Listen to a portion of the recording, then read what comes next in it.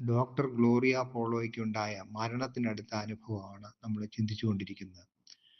ഒരു ഇടിമിന്നലിലൂടെ മരണം സംഭവിക്കുകയും സ്വർഗ-നരക ശുദ്ധീകരണ സ്ഥലങ്ങൾ കാണാനുള്ള അനുമതി ദൈവം കൊടുക്കുകയും ഒപ്പം തന്നെ വെളിപ്പെടുത്തലുകൾ യേശു കൊടുക്കുകയും ചെയ്തതിനെ പറ്റിയാണ് നമ്മൾ ചിന്തിക്കുന്നത്. അതിൻ്റെ 3-ാം ഭാഗം ഇപ്രകാരം തുടരുന്നു. ലൈംഗികത ഒരിക്കലും ഒരു പാപമല്ല, മറിച്ച് ദൈവം ഇതൊരു അനുഗ്രഹമായിട്ടാണ് നൽകിയിരിക്കുന്നത്. ദമ്പതികൾ തമ്മിൽ പരസ്പരം സ്നേഹിക്കുവാനാണ് ഇത് നൽകപ്പെട്ടിരിക്കുന്നത്. ദൈവമുമ്പിൽ നാം എത്തിച്ചേരുമ്പോൾ കൗദാശികപരമായി വിശുദ്ധിയിൽ രമിക്കുകയും കിടക്ക പങ്കിടുകയും ചെയ്തിരുന്ന ദമ്പതിമാരിൽ പരിശുദ്ധാത്മാവിന്റെ സാന്നിധ്യം എത്രയധികം ഉണ്ടായിരുന്നുവെന്ന് നമുക്ക് ബോധ്യമാക്കി തരും. ഈ വിശുദ്ധ കർമ്മം സ്നേഹത്തിന്റെ ഒരു കൂദാശയായി മാറുകയാണ്. അതിലൂടെ വിവാഹം എന്ന കൂദാശ വഴി അനുഗ്രഹങ്ങളും ലഭിക്കുന്നു. കുടുംബത്തിലെ ഭക്ഷണമേശയിലും ദൈവം തന്റെ സാന്നിധ്യം പ്രകടിപ്പിക്കുന്നു. അവിടെ അവർ ഒന്നിച്ചിരുന്ന് ഭക്ഷിക്കുമ്പോൾ ദൈവം അനുഗ്രഹം ചൊരിയുന്നു. ദൈവം ദമ്പതിമാരോടൊപ്പം കുടുംബത്തിലേക്ക് കടന്നു വരുവാൻ ആഗ്രഹിക്കുന്നു. വിവാഹ കൂദാശയ്ക്ക് ശേഷം ഞാൻ ദൈവത്തെ എന്നോടൊപ്പം കൂട്ടിക്കൊണ്ടുവന്നുവോ, അതോ അവിടെ അൾത്താരയിൽ തന്നെ ഉപേക്ഷിക്കുകയായിരുന്നുവോ ചെയ്തത്? വീണ്ടും ഗ്ലോറിയ തന്റെ മാതാപിതാക്കളെ കുറിച്ച് ഇപ്രകാരം സ്മരിക്കുന്നു. തന്റെ മാതാവ് ഒരു വിശുദ്ധ ജീവിതം നയിച്ചിരുന്ന വ്യക്തിയായിരുന്നതിനാൽ അവരുടെ വിവാഹ കൂദാശയിലൂടെ പിതാവിന് ആത്മീയ വരങ്ങൾ നൽകപ്പെട്ടിരുന്നു. ഇതുവഴി പൂർവികരിലൂടെ അദ്ദേഹത്തിന് കൈമാറി വന്ന ലൈംഗികപരമായ ബന്ധനങ്ങൾക്ക് സൗഖ്യം ലഭിക്കുകയും ചെയ്തു. അദ്ദേഹം അമിതമായ പൗരുഷവീര്യമുള്ള വ്യക്തിയായിരുന്നതിനാലും കൂട്ടുകാർ ചീത്ത പ്രവൃത്തികൾ ചെയ്യുവാൻ പ്രേരണ നൽകിയിരുന്നതിനാലും അവരുടെ ദൂഷിത വലയത്തിൽ വീണുപോയി. വിവാഹത്തിൽപ്പെട്ട് 15-ാം ദിവസം തന്നെ അദ്ദേഹം വേശ്യാലയത്തിൽ എത്തിപ്പെട്ടു. വിവാഹ കൂദാശ വഴി ലഭിച്ച അധികാരദണ്ഡ് അതിലൂടെ പിശാചിനാൽ അടിച്ചു മാറ്റപ്പെട്ടു. തെറ്റായ ലൈംഗിക ബന്ധങ്ങളിലൂടെ ദുരാത്മാക്കളാകുന്ന പുഴുക്കൾ അദ്ദേഹത്തിലേക്ക് കടന്നു. കുടുംബത്തിലേക്ക് ഇടയനായി മടങ്ങി വരേണ്ടതിന് പകരം ഒരു ചെന്നായായിട്ടാണ് അദ്ദേഹം മടങ്ങി വന്നത്. 38 വർഷം മുമ്പ് ദൈവം തനിക്ക് നൽകിയ വിശുദ്ധമായ തന്റെ ഭാര്യയുടെ അത്രയും കാലത്തെ പ്രാർത്ഥന മൂലമാണ് നിത്യനാശത്തിൽ നിന്നും താൻ രക്ഷപ്പെട്ടതെന്നോർത്ത് ചെളിക്കുണ്ടിൽ കിടന്നുകൊണ്ട് തന്റെ പിതാവ് ഇപ്പോൾ വിലപിക്കുന്നു. ഇക്കാലങ്ങളിൽ മുഴുവൻ സമയവും തന്റെ മാതാവ് വിശുദ്ധ കുർബാനയുടെ മുൻപിലായിരുന്നു. അവിടെ ഇരുന്ന് തന്റെ ഭർത്താവിന്റെ മാനസാന്തരത്തിന് വേണ്ടി പ്രാർത്ഥിക്കുകയായിരുന്നു. തന്റെ മരണത്തിന് മുമ്പ് അദ്ദേഹം മാനസാന്തരപ്പെടുമെന്നുള്ള ദൃഢമായ വിശ്വാസത്തോടു കൂടിയായിരുന്നു അവരുടെ പ്രാർത്ഥന. ഇതേ രീതിയിൽ ദുരിതം അനുഭവിക്കുന്ന മറ്റു സ്ത്രീകളെയും അവൾ തന്റെ പ്രാർത്ഥനയിൽ ഉൾപ്പെടുത്തിയിരുന്നു. ഇതിന് പകരമായി ഇത്തരം അവസ്ഥകൾ ഉണ്ടാകുമ്പോൾ പ്രാർത്ഥനയിലേക്ക് തിരിയാതെ ഭർത്താക്കന്മാർ ചെയ്യുന്ന അതേ മാർഗത്തിലൂടെ കടന്നു പോവുകയും ജ്യോത്സ്യന്മാരെയും ആഭിചാരക്കാരെയും അഭയം പ്രാപിക്കുകയും ചെയ്യുന്ന ഭാര്യമാർക്ക് വേണ്ടിയും അവരുടെ മാനസാന്തരത്തിന് വേണ്ടിയും അവർ പ്രത്യേകം പ്രാർത്ഥിച്ചിരുന്നു. ജപമാല ഭക്തിയും ദിവ്യകാരുണ്യ ഭക്തിയും ഇപ്രകാരമൊക്കെ ആയിരുന്നുവെങ്കിലും തന്റെ പിതാവിനെ വെറുക്കാതെ സ്നേഹിക്കുവാൻ തനിക്ക് കഴിഞ്ഞിരുന്നതിന്റെ കാരണം ഗ്ലോറിയ വെളിപ്പെടുത്തുന്നത് ഇങ്ങനെയാണ്. തന്റെ മാതാവ് വളരെ ഭയങ്കരമായ ഒരു ജീവിതം നയിച്ചിരുന്ന വ്യക്തിയായിരുന്നതിനാൽ ഒരിക്കലും പിതാവിനെ വെറുക്കരുതെന്ന് അവളെ പഠിപ്പിച്ചിരുന്നു. തന്റെ ഭർത്താവിനെ സാത്താൻ ബന്ധിച്ചിരിക്കുന്നെങ്കിലും ജപമാലയാകുന്ന ആയുധം കൊണ്ട് അദ്ദേഹത്തെ താൻ താങ്ങിപ്പിടിച്ചിരിക്കുകയായിരുന്നെന്ന് അവർ പറയാറുണ്ടായിരുന്നു. ജപമാല കൊണ്ട് താൻ അദ്ദേഹത്തെ ചേർത്ത് നിർത്തിയത് വഴി എല്ലാ ദിവസവും അദ്ദേഹത്തെ ദേവാലയത്തിലേക്ക് കൂട്ടിക്കൊണ്ടുപോകാൻ കഴിഞ്ഞു. പിശാച് അദ്ദേഹത്തെ താഴേക്ക് വലിക്കുമ്പോൾ താൻ അദ്ദേഹത്തെ പ്രാർത്ഥനയിലൂടെ മുകളിലേക്ക് ഉയർത്തുമായിരുന്നു. ദിവ്യകാരുണ്യത്തിന് മുമ്പിൽ അദ്ദേഹത്തെ കൊണ്ടു നിർത്തിയിട്ട്, നാഥ, ഇതാ എൻ്റെ ഭർത്താവ്, അവിടുന്ന് എന്നെ അദ്ദേഹത്തെ രക്ഷിക്കുമെന്ന് ഞാൻ വിശ്വസിക്കുന്നു എന്നെപ്പോഴും പറഞ്ഞ് പ്രാർത്ഥിക്കുമായിരുന്നു. മരിക്കുന്നതിന് 8 വർഷം മുമ്പ് അദ്ദേഹം മാനസാന്തരത്തിലേക്ക് കടന്നു വരുവാൻ ഇടയായി. ദൈവം അദ്ദേഹത്തോട് ക്ഷമിക്കുകയും ചെയ്തു. ഇപ്പോൾ ശുദ്ധീകരണ സ്ഥലത്തിലെ ഏറ്റവും താഴ്ന്ന സ്ഥലത്തുള്ള ചെളിക്കുണ്ടിൽ അദ്ദേഹം തന്റെ പാപങ്ങളുടെ കടം വീട്ടിക്കൊണ്ടിരിക്കുന്നു. നമ്മുടെ പാപങ്ങൾക്ക് പരിഹാരം ചെയ്യുവാൻ വിശുദ്ധ കുർബാനയിൽ അല്ലെങ്കിൽ ദിവ്യകാരുണ്യം സന്നിഹിതനായിരിക്കുന്ന ഈശോയ്ക്ക് മാത്രമേ സാധിക്കുകയുള്ളൂ. ദിവ്യകാരുണ്യത്തിന്റെ സന്നിധിയിൽ ഒരു വ്യക്തി ആരാധിക്കുമ്പോൾ തന്റെ തെറ്റുകൾ മൂലമുണ്ടായ കേടുപാടുകൾ തീർക്കുവാൻ അല്ലെങ്കിൽ പരിഹരിക്കുവാൻ ആവശ്യമായ കൃപകൾ ദൈവം ആ വ്യക്തിക്ക് നൽകുകയും ചെയ്യും. നമ്മുടെ പാപങ്ങളുടെ പരിണിത ഫലങ്ങൾ നമുക്ക് മനസ്സിലാക്കി തരും. ഉദാഹരണമായി എന്തെങ്കിലും നാം മോഷ്ടിച്ചിട്ടുണ്ടെങ്കിൽ അതുമൂലം മറ്റുള്ളവർക്കുണ്ടായ നഷ്ടങ്ങളും നാശങ്ങളും ദൈവം നമുക്ക് വെളിവാക്കി തരും. ഇവിടെ നമ്മൾ മോഷ്ടിച്ചു എന്ന പാപത്തേക്കാൾ ഉപരിയായി ദൈവത്തെ കൂടുതൽ മുറിപ്പെടുത്തുകയാണ് അതിലൂടെ നമ്മുടെ സഹോദരർക്ക് ഉണ്ടാക്കിയ വേദനയാണ് സൂചിപ്പിക്കുന്നത്. മറ്റുള്ളവരുടെ നേരെയുള്ള അശുദ്ധമായ ഒരു നോട്ടത്തിന് പോലും കണക്ക് കൊടുക്കേണ്ടതായി വരുമെന്ന് ഗ്ലോറിയയ്ക്ക് മനസ്സിലാക്കുവാൻ കഴിഞ്ഞു. മറ്റുള്ളവരോട് പറയുന്ന ഓരോ അശുദ്ധമായ വാക്കുകളും ഇതേ രീതിയിൽ പരിഗണിക്കപ്പെടും. ന്യായവിധിയുടെ സമയത്ത് ഇവയൊക്കെ നമ്മെ വളരെയധികം വേദനിപ്പിക്കും. മക്കൾക്ക് വേണ്ട ഉപദേശങ്ങൾ നൽകാത്തതിനെക്കുറിച്ച് കൊടുത്ത വെളിപ്പെടുത്തലുകൾ ഇപ്രകാരമായിരുന്നു. തൻ്റെ സഹോദരന്മാരോട് പാപകരമായ ജീവിത രീതിയിൽ നിന്ന് പിന്മാറാൻ ഉപദേശിക്കണമെന്ന് തൻ്റെ മാതാവ് പിതാവിനോട് അഭ്യർത്ഥിക്കുമ്പോൾ അദ്ദേഹം അതിനെ ലാഘവമായി കാണുവാൻ ശ്രമിക്കാറുണ്ടായിരുന്നു. അവർ ചെറുപ്പമല്ലേ എന്നും വളർന്നു കഴിയുമ്പോൾ ഇതിൽ നിന്ന് പിന്മാറിക്കൊള്ളുമെന്നും അതിനാൽ ഇപ്പോൾ ജീവിതം അവർ ആസ്വദിക്കട്ടെ എന്നും അദ്ദേഹം അഭിപ്രായപ്പെടാറുണ്ടായിരുന്നു. ഇതുമൂലം അദ്ദേഹം തൻ്റെ മക്കളെ നിത്യമരണത്തിലേക്ക് നയിക്കുകയായിരുന്നു.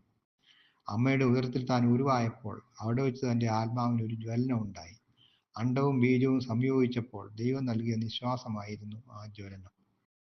അത് തൻ്റെ അമ്മയുടെ ഉദരത്തെ പ്രകാശമാനമാക്കി. എന്തുകൊണ്ട് കത്തോലിക്ക സഭയെ സാത്താൻ വെറുക്കുന്നു എന്നുള്ള ഒരു വിശദീകരണവും ഗ്ലോറിയയ്ക്ക് നൽകപ്പെട്ടു. ദിവ്യകാരുണ്യ സ്വീകരണത്തിലൂടെ ഈശോയുടെ തിരുശരീര രക്തങ്ങൾ വഴി മാത്രമേ നിത്യജീവനിലേക്കും സ്വർഗത്തിലേക്കും കടക്കുവാൻ സാധ്യമാവുകയുള്ളൂ എന്ന് അവൾ ഉറപ്പിച്ചു പറയുന്നു. ഈ സത്യം മൂലമാണ് കത്തോലിക്ക സഭയെ സാത്താൻ ഏറ്റവും അധികം വെറുക്കുന്നതും തെറ്റിദ്ധരിപ്പിക്കുന്നതും. സഭയുടെ ദേവാലയങ്ങളാണ് സ്വർഗരാജ്യത്തിലേക്കുള്ള തുറന്ന കവാടങ്ങൾ. ഉപേക്ഷിക്കപ്പെട്ട എത്രയധികം ദേവാലയങ്ങളാണ് ഇന്ന് ലോകത്തിൽ ഉള്ളത്. നിങ്ങൾ മറ്റൊരു മതത്തിൽ അല്ലെങ്കിൽ വിശ്വാസത്തിൽപ്പെട്ടവരാണെങ്കിലും നീതിയാലും, അതായത് നിയമങ്ങൾ അനുസരിക്കുന്നത് വഴിയായും ധർമാനുഷ്ഠാനങ്ങൾ വഴിയായും ദൈവം അവരുടെ ഹൃദയത്തിൽ ആലേഖനം ചെയ്തിട്ടുള്ളതനുസരിച്ച് ജീവിച്ചിരുന്നുവെങ്കിൽ, അതായത് എല്ലാവരുടെയും ഹൃദയത്തിൽ ദൈവം നിയമങ്ങൾ ആലേഖനം ചെയ്തിട്ടുണ്ടാകുമെന്ന് ചുരുക്കം. അങ്ങനെ അപ്രകാരമാണെങ്കിൽ യേശുവിനെ അറിയുവാനുള്ള സാഹചര്യം ലഭിച്ചിട്ടില്ലാത്തവരിൽ പോലും മരണസമയത്ത് അവരെ അവിടുന്ന് ആശ്ലേഷിക്കും. അവരുടെ സമീപത്തു നിന്ന് തന്നെ താനാണ് യഥാർത്ഥ ദൈവമെന്ന് അവർക്ക് വെളിപ്പെടുത്തി കൊടുക്കും. മരിച്ചുകൊണ്ടിരിക്കുന്ന ഒരു വ്യക്തി അപ്പോൾ ദൈവത്തെ അംഗീകരിക്കുകയും സ്വീകരിക്കുകയും ചെയ്യുകയാണെങ്കിൽ ആ ആത്മാവിനെ ലോകത്തെവിടെയെങ്കിലും വിശുദ്ധ ബലി അർപ്പിക്കപ്പെടുന്ന സ്ഥലത്ത് എത്തിച്ചിട്ട് ദിവ്യകാരുണ്യം സ്വീകരിക്കുവാൻ അനുവദിക്കും. കാരണം യേശുവിൻ്റെ തിരുശരീര രക്തങ്ങൾ സ്വീകരിക്കുന്നവർക്ക് മാത്രമേ സ്വർഗരാജ്യത്തിൽ പ്രവേശനമുള്ളൂ. ഇത് കത്തോലിക്ക സഭയിലൂടെ ലഭിക്കുന്ന ഒരു വലിയ കൃപയാണ്. ഇത് നിഗൂഢമായൊരു രഹസ്യമാണ്. കത്തോലിക്ക സഭയിലൂടെ ദൈവം നൽകിയിരിക്കുന്ന കൃപകൾ സ്വർഗത്തിലുള്ള നിക്ഷേപ സ്ഥലത്ത് സൂക്ഷിക്കപ്പെടുകയും ആ ശേഖരത്തിൽ നിന്ന് സഭയ്ക്ക് ആവശ്യമായ കൃപകൾ നൽകിക്കൊണ്ട് ദൈവം അതിന്മേൽ ഭരണം നടത്തുകയും ചെയ്യുന്നു. കത്തോലിക്ക സഭയെ മോശപ്പെടുത്തുകയും അവഹേളിക്കുകയും ചെയ്തിട്ടുള്ളവർ പോലും സഭയുടെ നിക്ഷേപ ശേഖരത്തിൽ നിന്ന് കൃപകൾ സ്വീകരിച്ച് ശുദ്ധീകരണ സ്ഥലത്തിലൂടെ കടന്ന് രക്ഷ പ്രാപിക്കുന്നു.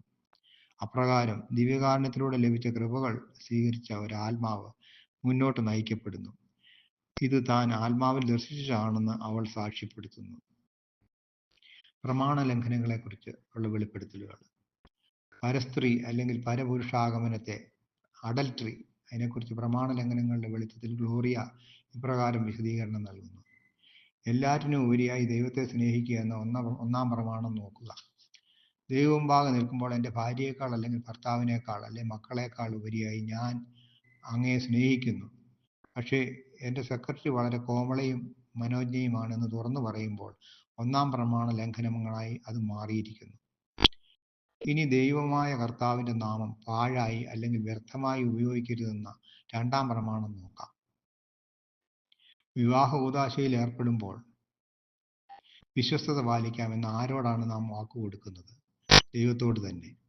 എൻ്റെ എല്ലാമെല്ലാമായ ദൈവത്തെ ഞാൻ നിർത്തിയിരിക്കുന്നത് എൻ്റെ പാപങ്ങളുടെ കീഴിലാണ്. ദൈവത്തെ ഒരു മൂലയിലാക്കി മാറ്റി നിർത്തിയിരിക്കുന്നു. അതായത് ദൈവത്തെക്കാൾ ഉപരി എൻ്റെ പാപങ്ങൾ നിൽക്കുന്നു. ഇത് രണ്ടാം പ്രമാണ ലംഘനമാണ്. എനിക്ക് പണത്തിന് ബുദ്ധിമുട്ട് നേരിടുമ്പോൾ ഞാൻ ദേവാലയത്തിൽ പോവുകയും ജപമാല ചൊല്ലി പ്രാർത്ഥിക്കുകയും ഒക്കെ ചെയ്യാറുണ്ട്. അപ്പോൾ ദൈവം എന്നെ സഹായിക്കുകയും ചെയ്യുന്നു. ഇവിടെ കർത്താവിൻ്റെ ദിവസം, അതായത് സാബത്ത്, വിശുദ്ധമായി ആചരിക്കുക എന്ന പ്രമാണത്തിന്റെ ലംഘനം സംഭവിക്കുന്നു. നിന്റെ മാതാവിനെയും പിതാവിനെയും ബഹുമാനിക്കുക എന്ന പ്രമാണ ലംഘനം വിവാഹത്തിന് പുറത്തുള്ള തെറ്റായ ബന്ധങ്ങളുടെ വെളിച്ചത്തിലാണ് ഒന്ന് പഠിക്കാം. എൻ്റെ മാതാപിതാക്കളെക്കുറിച്ച് എനിക്ക് എന്ത് അഭിപ്രായമാണ് പറയുവാനുള്ളത്? വിവാഹം എന്ന വിശുദ്ധമായ കൂദാശയെ മാനിക്കണമെന്നാണ് അവരെന്നെ പഠിപ്പിച്ചിട്ടില്ലെന്നോ? നിങ്ങൾ വിവാഹ ജീവിതത്തിൽ അവിശ്വസ്തത കാണിച്ചാൽ നരകാർഹരായി തീരും. ആയതിനാൽ ഭാര്യാഭർത്താക്കന്മാർ പരസ്പരം വിശ്വസ്തത കാട്ടേണ്ടവരാണ്. ഈ കാര്യത്തിൽ ഉറപ്പില്ലെങ്കിൽ വിവാഹബന്ധത്തിൽ ഏർപ്പെടാതിരിക്കുകയാണ് വേണ്ടത്. ഇതിൽ അവിശ്വസ്തത പുലർത്തുന്ന ഒരു പിതാവിന് എങ്ങനെയാണ് മേൽപ്പറഞ്ഞ ഒരു മകനോട് ഉപദേശം നൽകുവാൻ സാധിക്കുക? വിവാഹിതരായ മക്കളുടെ കുടുംബകാര്യങ്ങളിൽ തല കടത്തുന്ന അനേകം അമ്മമാരുണ്ട്. കുടുംബകാര്യങ്ങളിൽ അനാവശ്യമായി ഇടപെട്ട് മക്കളുടെ കുടുംബജീവിതത്തെ നശിപ്പിച്ചിട്ടുള്ള മാതാപിതാക്കൾ ധാരാളമുണ്ട്. അവരുടെ കാര്യങ്ങളിൽ അനാവശ്യമായി ഇടപെടാതെ അവർക്ക് വേണ്ടി പ്രാർത്ഥിക്കുക മാത്രം ചെയ്യുക. അത്യാവശ്യ സന്ദർഭങ്ങളിൽ മാത്രം തെറ്റുകൾ ചൂണ്ടിക്കാട്ടി കൊടുക്കുകയും വിവാഹ ജീവിതത്തിന്റെ കെട്ടുറപ്പിനെക്കുറിച്ചും അവരുടെ മക്കളോടുള്ള ഉത്തരവാദിത്തത്തെക്കുറിച്ചും പറഞ്ഞു കൊടുക്കുകയും ചെയ്യുക. 5-ാം പ്രമാണ ലംഘനത്തെക്കുറിച്ച്. കൊല്ലരുതെന്ന 5-ാം പ്രമാണം ആസ്പദമാക്കി നമ്മുടെ മക്കൾ പാപം മൂലം മരിച്ചവരാണോ എന്ന് വിശകലനം ചെയ്തു നോക്കുക. മക്കൾക്ക് രോഗം വരുമ്പോൾ അല്ലെങ്കിൽ അവരുടെ പഠനത്തിന് പണം കണ്ടെത്താൻ കഴിയാതെ വരുമ്പോൾ നാം ദുഃഖിക്കാറുണ്ട്. നമ്മുടെ തന്നെ പ്രവർത്തികൾ മൂലം നമ്മുടെ മക്കളെ നാം കൊല്ലാറില്ലേ? മക്കളെ വേണ്ടവിധം ശ്രദ്ധിക്കാത്തത് കാരണം അവർ തെറ്റുകളിൽ അകപ്പെടുമ്പോഴും നിരാശയിലാകുമ്പോഴും അല്ലെങ്കിൽ അവർ നിഷേധാത്മക ചിന്തകളിൽ വളർന്നു വരുമ്പോഴും ഒക്കെ നമ്മൾ അവരെ കൊല്ലുകയല്ലേ ചെയ്യുന്നത്? ഇപ്രകാരം പ്രവർത്തിച്ചിട്ട് ദൈവമുമ്പാകെ നിൽക്കുമ്പോൾ ഞാൻ ആരെയും കൊന്നിട്ടില്ല എന്ന് പറയുവാൻ സാധിക്കുമോ? മക്കളെ തന്നതിന് ദൈവത്തോട് നന്ദി പറയുമ്പോൾ അവരെ മേൽപ്പറഞ്ഞ വിധം കൊന്നിട്ടുണ്ടോ എന്ന് ചിന്തിക്കുന്നത് ഉചിതമായിരിക്കും. ഭാര്യ അല്ലെങ്കിൽ ഭർത്താവ് ഇതിലൊരാൾ തൻ്റെ പങ്കാളിയുടെ കുറ്റങ്ങളും കുറവുകളും മക്കളുടെ മുമ്പിൽ അവതരിപ്പിക്കാറുണ്ടോ? അതുമൂലം മാതാവ് അല്ലെ പിതാവിനെ കുറിച്ച് അവരിൽ വെറുപ്പ് ഉളവാക്കുവാൻ അവസരം ഉണ്ടായിട്ടുണ്ടോ? ഇങ്ങനെ വെറുപ്പിന്റെ വിത്തുകൾ അവരുടെ മനസ്സിൽ പാകിയിട്ടുണ്ടെങ്കിൽ അവരെ നാം കൊല്ലുകയായിരുന്നു ചെയ്തത്. ഇപ്രകാരം അവരുടെ മനസ്സിനെ വിഷലിപ്തമാക്കിയിട്ടുണ്ടോ? വിവാഹത്തിന് പുറത്തുള്ള ബന്ധത്തിലൂടെ പകർന്നു ലഭിക്കുന്ന ചില രോഗങ്ങൾ തൻ്റെ ജീവിത പങ്കാളിക്ക് ലഭിക്കുവാൻ ഇടയാകുകയും അത് മരണത്തിൽ കലാശിക്കുകയും ചെയ്യുമ്പോൾ ഭൗതികമായ അല്ലെങ്കിൽ ശാരീരികമായ രീതിയിലും കൊലപാതകം സംഭവിക്കുന്നു. 6-ാം പ്രമാണ ലംഘനം. വ്യഭിചാരം ചെയ്യരുത് എന്ന 6-ാം പ്രമാണ ലംഘനം വിവാഹത്തിന് പുറത്തുള്ള ബന്ധപ്പെടലുമായി താരതമ്യപ്പെടുത്തി ഗ്ലോറിയ ഇപ്രകാരം പ്രതികരിക്കുന്നു. ഇതുമൂലം എത്രയധികം ഭ്രൂണഹത്യകളാണ് ലോകത്തിൽ നടക്കുന്നത്. ഭർത്താവ് അല്ലെങ്കിൽ ഭാര്യയെ ഭയന്ന്, ലോകത്തെ ഭയന്ന് ഭർത്താവ് അല്ലെങ്കിൽ ഭാര്യ അവരുടെ അവിഹിത ബന്ധങ്ങളിൽ ജനിക്കുന്ന കുഞ്ഞുങ്ങളെ ഭ്രൂണഹത്യയിലൂടെ നശിപ്പിക്കുന്നത് വഴിയായി പാപം ചെയ്യുന്നു. ഇത്തരം പാപങ്ങൾ ചെയ്തിട്ട് ദിവ്യകാരുണ്യം സ്വീകരിക്കുന്ന ദമ്പതിമാരും ഉണ്ട്. ജീവിതാസ്വാദനത്തിന് വേണ്ടിയാണ് താങ്കൾ ഇങ്ങനെ ചെയ്യുന്നതെന്നും അതിൽ തെറ്റില്ലെന്നും ഈ കൂട്ടർ അഭിപ്രായപ്പെടുന്നു. വിവാഹബന്ധത്തെ ഉറപ്പിച്ചിരിക്കുന്നത് അല്ലെങ്കിൽ സ്ഥാപിച്ചിരിക്കുന്നത് യേശുവാകുന്ന പാറമേലാണ്. ആ പാറയെ തകർക്കാൻ ശ്രമിക്കുന്നവർ തകർക്കപ്പെടും. പുറത്തുനിന്നും ഇതിന് ശ്രമിക്കുന്നവർക്കും വിവാഹമോചനത്തിന് പ്രേരണ നൽകുന്നവർക്കും ഇതേ അനുഭവമായിരിക്കും ലഭിക്കുക. ധനമുള്ളവർ തങ്ങൾക്ക് പണമുള്ളതുകൊണ്ട് സ്വന്തം ഭാര്യയ്ക്കും മക്കൾക്കും പുറമെ മറ്റു സ്ത്രീകളെ കൂടി സ്വീകരിക്കുന്നതിൽ തെറ്റില്ല എന്ന് വാദിക്കുന്നവർ ധാരാളം ഉള്ളതായി ഗ്ലോറിയ വെളിപ്പെടുത്തുന്നു. ഇത് മോഷണം തന്നെയാണ്. ഒരു കുടുംബത്തിൽ ദൈവം പണം നൽകിയിരിക്കുന്ന ആ ഒരു അനുഗ്രഹമായും അത് അവിടെ തന്നെ ചെലവഴിക്കാനുമാണ് ഉദ്ദേശിക്കുന്നത്. വ്യഭിചാരത്തിന് വേണ്ടി ദുരുപയോഗം ചെയ്യുവാനുള്ളതല്ല. വിവാഹത്തിന് മുമ്പ് ഉല്ലാസത്തിനായി താനും ഭർത്താവും പുറത്തു പോയപ്പോൾ, അതായത് ഡേറ്റിംഗ്, അദ്ദേഹത്തിന് വേണ്ടി ധാരാളം സമയം ചെലവഴിച്ചതും നർമ്മസല്ലാപം നടത്തിയതും അവൾ ഓർക്കുന്നു. എന്നാൽ വിവാഹത്തിന് ശേഷം ഭർത്താവിനെതിരായി മോശമായി സംസാരിച്ചതും അദ്ദേഹത്തെ ശ്രദ്ധിക്കാൻ സമയം ചെലവഴിക്കാതെയും ഒഴിവാക്കി മറ്റു കാര്യങ്ങളിൽ ഏർപ്പെട്ടതും വഴി എതിർസാക്ഷ്യമായതും കുടുംബത്തിൽ ചെലവഴിക്കേണ്ട സമയം ചെലവഴിക്കാതിരുന്നതും ഒക്കെ അവൾ ഇപ്പോൾ ഏറ്റുപറയുന്നു. ഇതുമൂലം അനേകം ഭർത്താക്കന്മാർ ഭാര്യയെ വിട്ട് പുറത്തു പോകാൻ ഭാര്യമാർ തന്നെ സാഹചര്യം ഒരുക്കുന്നതായും അവൾ വിവരിക്കുന്നു. 9-ാം പ്രമാണത്തിൽ പറയുന്നത് പോലെ മനസ്സിൽ അശുദ്ധ ചിന്തകൾ സൂക്ഷിക്കുകയും അയൽക്കാരൻ്റെയോ അയൽക്കാരിയുടെയോ പങ്കാളിയെ മോഹിക്കുന്നതും പാപം തന്നെ. വിവാഹിതനായ ഒരു പുരുഷൻ പൂർണ്ണമായും അയാളുടെ ഭാര്യയുടെ മാത്രം സ്വന്തമാണ്. അതുപോലെ തന്നെ മറിച്ചും. അത് അവരിൽ നിന്നും തട്ടിയെടുക്കുന്നത് മോഷണവും പ്രമാണലംഘനവും ആണ്.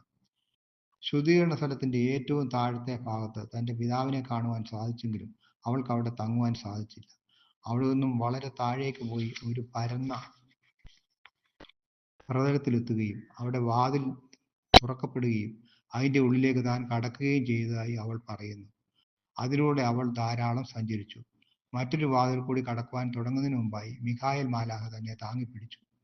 ആ വാതിലിലൂടെ കടന്നു പോവുകയാണെങ്കിൽ ആത്മീയമായ മരണം സംഭവിക്കും.